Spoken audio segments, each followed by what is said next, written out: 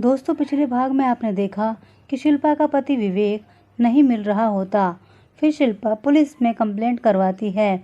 अगले दिन शिल्पा को पुलिस वाले हॉस्पिटल बुलाते हैं तो पता चलता है कि विवेक का एक्सीडेंट हो गया है। शिल्पा अपने पति विवेक को देखकर बहुत बुरी तरीके से रोने लगती है। पुलिस वाला शिल्पा को सांत्वना देता है। इतने में डॉक्टर भी आ जाता है। शिल्पा डॉक्टर से विवेक की हालत के बारे में पूछती है तो डॉक्टर शिल्पा से कहते हैं कि विवेक के शरीर से काफ़ी ज़्यादा खून बह गया है, जिसकी वजह से वो होश में नहीं आ रहा। कल सुबह तक उसका होश में आना बहुत ज़रूरी है। अगर वो होश में नहीं आया तो वो कोमा में चला जाएगा। डॉक्टर की बातें सुनकर शिल्पा बेचारी रोने लगती है। डॉक्टर शिल्पा के कंधे पर हाथ रखता है और उसको सांत्वना देने की कोशिश करता है।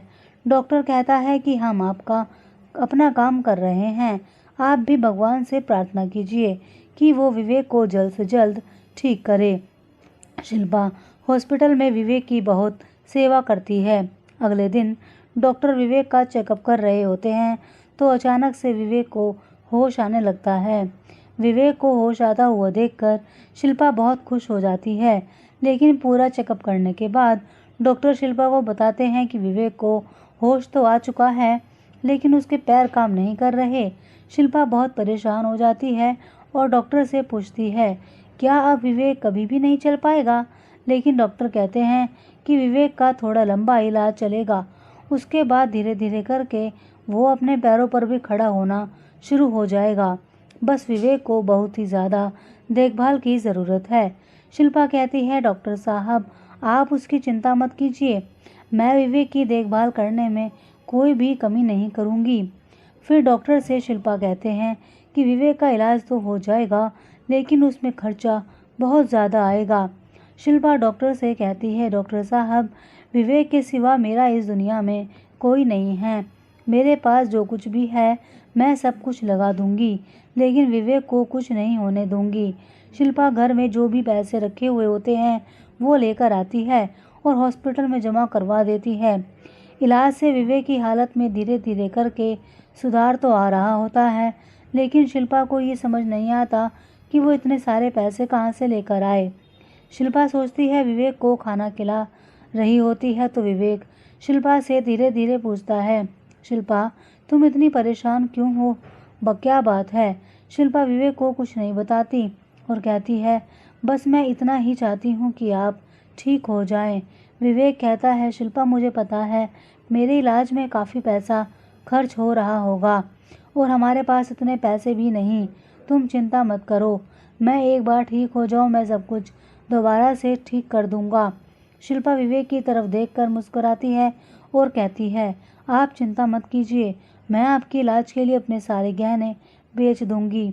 वैसे भी मेरा गहने तो आप हैं, अगर आप ही नहीं रहेंगे तो वो गहने मेरे किसी काम के नहीं, और अगर आप मेरे पास हैं तो मुझे उन गहनों की ज़रूरत नहीं।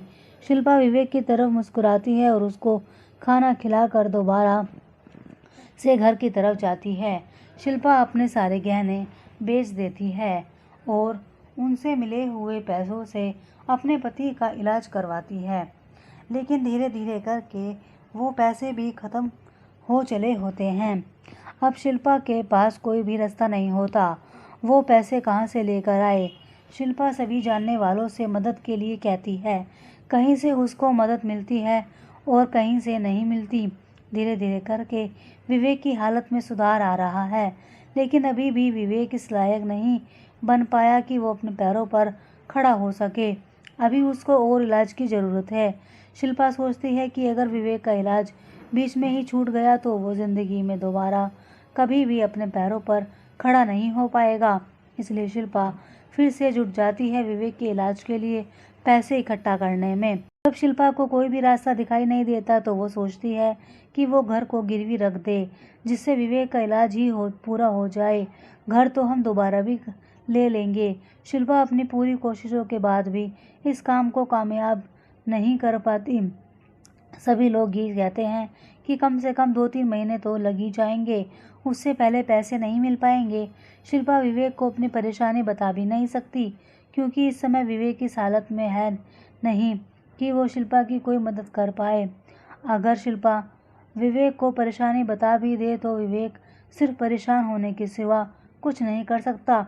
शिल्पा को कुछ भी समझ नहीं आता। फिर वो डॉक्टर के पास जाती है जो विवेक का इलाज कर रहा है।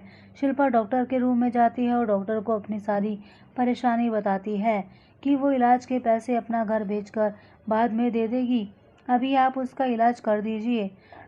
डॉक्टर शिल्पा की सारी बात सुनता है और खड़ा होकर शिल्पा के पास आता है। फिर वो शिल्पा के कंधे पर हाथ रखता है और कहता है, तुम चिंता मत करो, मैं तुम्हारे पति का इलाज अच्छी तरह से कर दूंगा और तुम्हें पैसे भी देने की ज़रूरत नहीं पड़ेगी, सिर्फ तुम मेरा एक काम कर देना। शिल्पा हैरानी के साथ डॉक्टर की तरफ देखती है। दोस्तों, डॉक्टर से ऐसा कौन सा काम करवाना चाहते हैं जिसके बदले में वो शिल्पा के पति का बिना पैसा दिए इलाज करवा देंगे? जानने के लिए कहानी का अगला भाग ज़रूर देखिएगा और हमारी ऐसी कहानी सुनने के लिए हमारे चैनल को लाइक एंड सब्सक्राइब ज़रूर कीजिएगा। धन्यवाद।